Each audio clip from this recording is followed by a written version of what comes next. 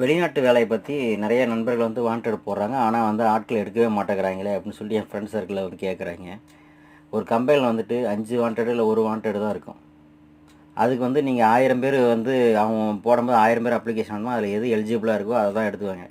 நான் இது வரைக்கும் வாண்டட் வீடியோக்கெல்லாம் போட்டது கிடையாது. ஏன்னா வெளிநாட்டு வேலைங்கிறது ரொம்ப கஷ்டம். லேபராக தான் இதுமாரி தான் கஷ்டப்பட்டு வீட்டுக்கு போகிறது வர்றது எல்லாம் ரொம்ப கஷ்டம் பண்ண வெளிநாட்டில். என்னோட இது என்னென்னா, நீங்கள் வந்து ஊரில் வெளிநாட்டுக்கு காசு கட்டி ஃப்ரீயாக வர மாதிரி தான் வாங்க, காசு கட்டி வர மாதிரி ஊரில் பிஸ்னஸ் பண்ணுங்க தான் நான் நிறைய வீடியோக்களை சொல்லியிருக்கேன். திரும்ப அதை தான் நான் சொல்லுவேன்.